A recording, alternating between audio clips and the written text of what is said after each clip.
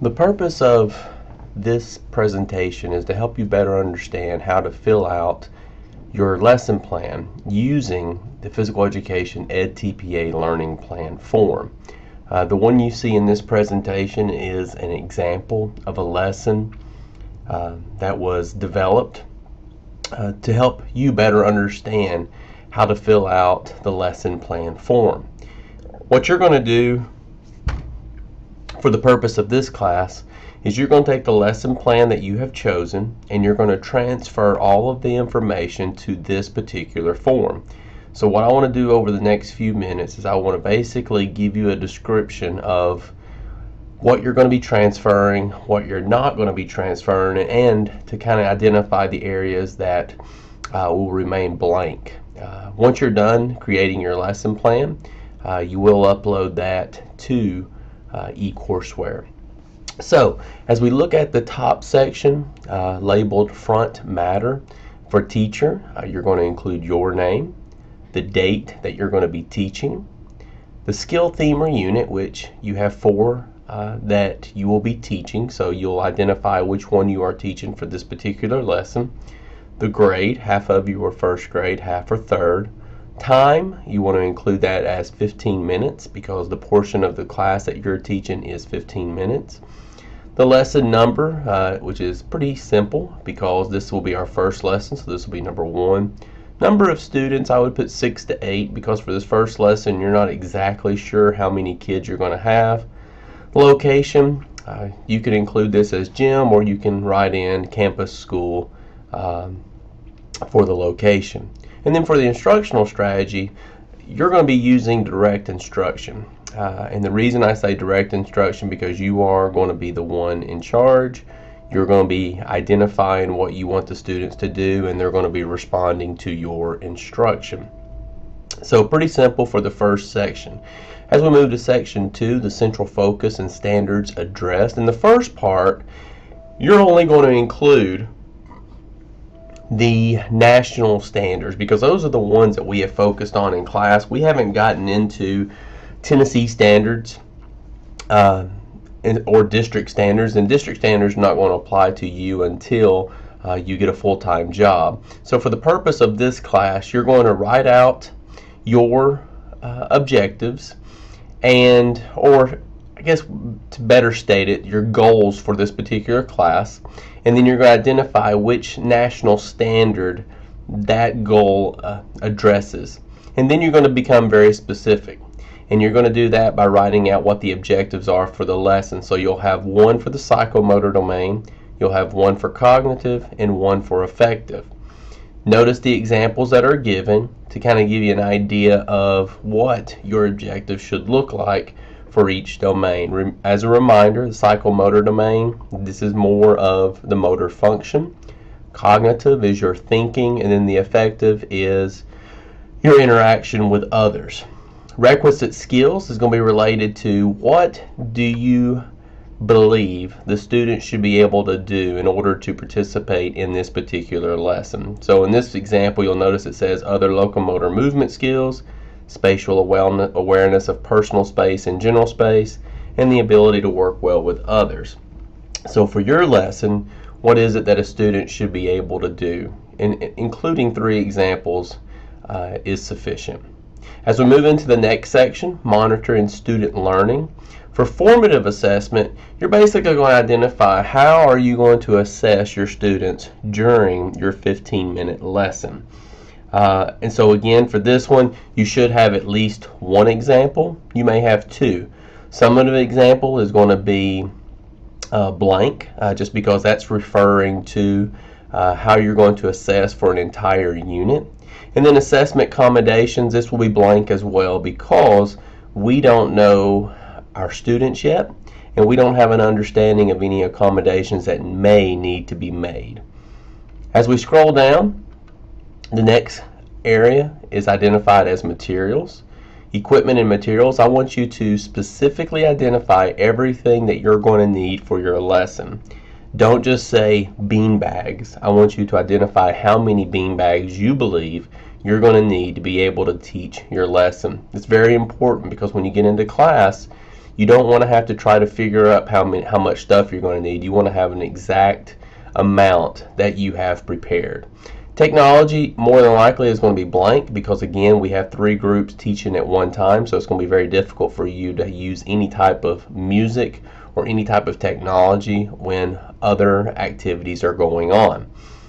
We skip to the next section, background and rationale. In this section, I want you to consider the different categories, and I want you to think about how you're going to respond to each one.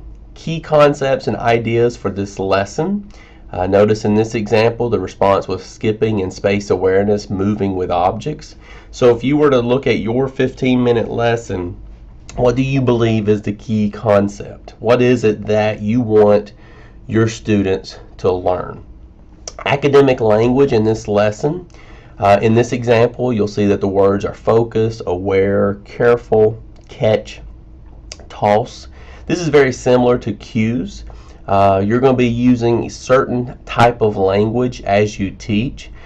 Attempt to identify the words that you're probably going to use the most often when you're teaching this lesson.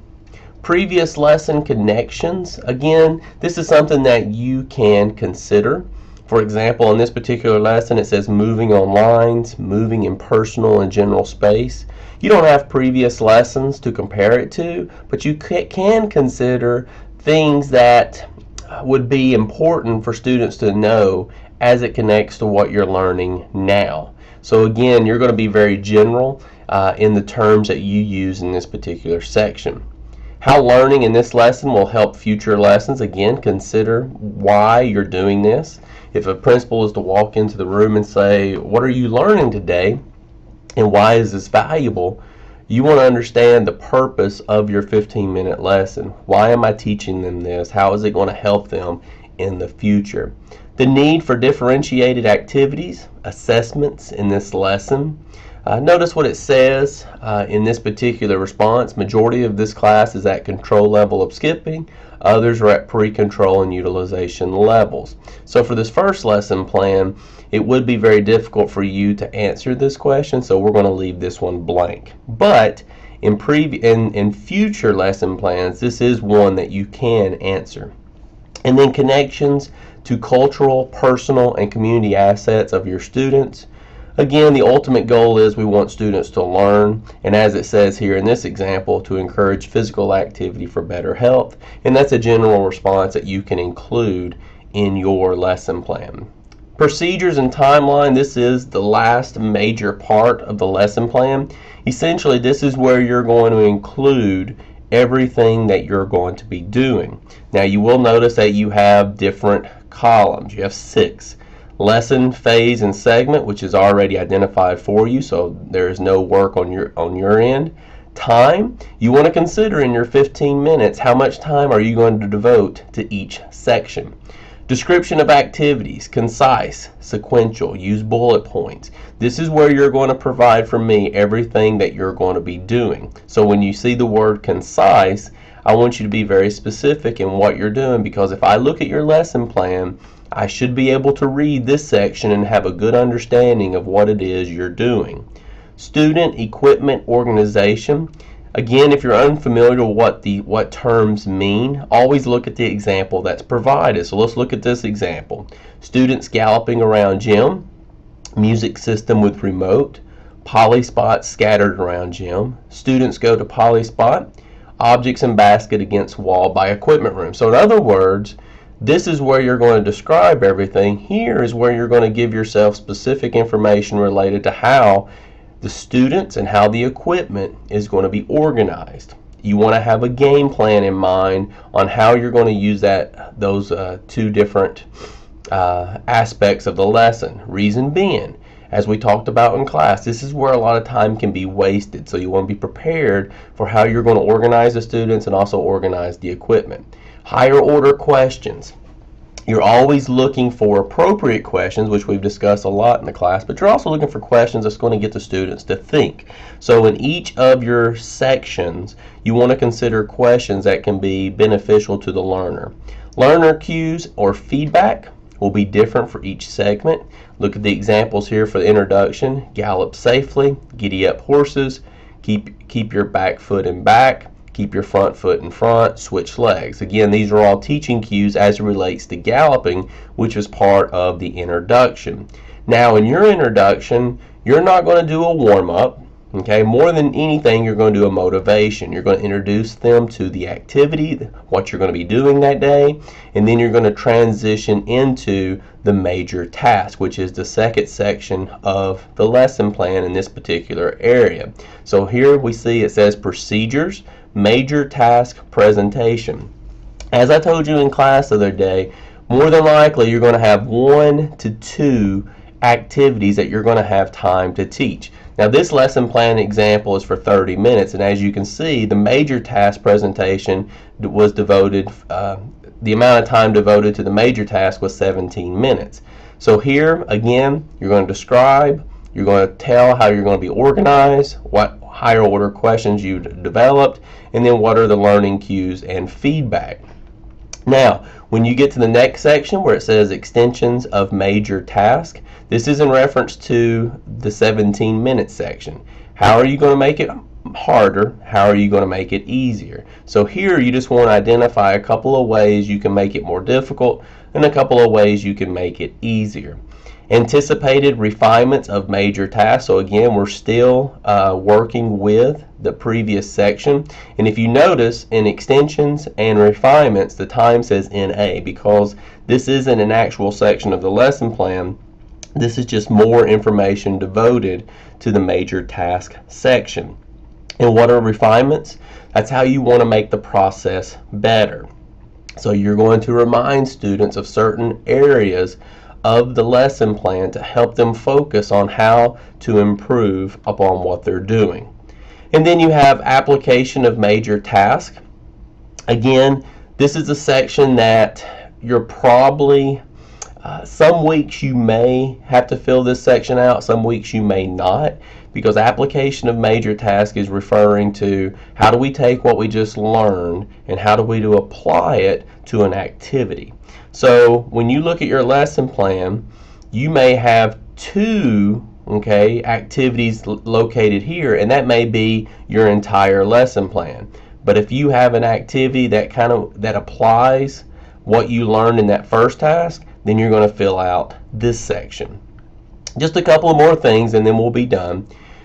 You want to include your section on assessment. How are the students going to be assessed? And if you remember from the previous part of the lesson plan, we've already addressed assessment. Here is where you're going to give a better explanation. And then finally, closure. Your closure is going to be a couple of questions that you can ask to make sure the students understand what they did in class that day and if learning actually took place. So if I was to guess as to the amount of time, your introduction is probably going to be about 2 minutes. Your procedures is going to be about 10. If you have an application of major task, this will be about 5, and your major task will be about 5, and then your closure is going to be 2 to 3, and that's going to add up to about 15 minutes. Your 15 minutes will go by very fast, so you want to be very specific in what you're doing. And then the final section, modifications. Notice what it says, future modifications for students who did not master the objectives. So what can you work on next time to continue this learning? And then future modifications for students who are ready for enrichment activities. For those who the activity was easy, it was automatic, learning was 100%, then you want to consider what you can do for them next time to make the task more difficult. And then the final part of your lesson plan is to include some sort of floor plan or diagram, because again, when you are picking up lesson plans from something you taught maybe 2 or 3 years before, it's always good to have a diagram to kind of help have better understanding of what it is you're doing during the lesson. This is your lesson plan, and that was a description of all the different sections of the lesson plan. If you have any questions about your lesson plan, please feel free to ask me, and I can clarify any confusion that you have. I hope this helps and gives you a better understanding of creating your lesson plan.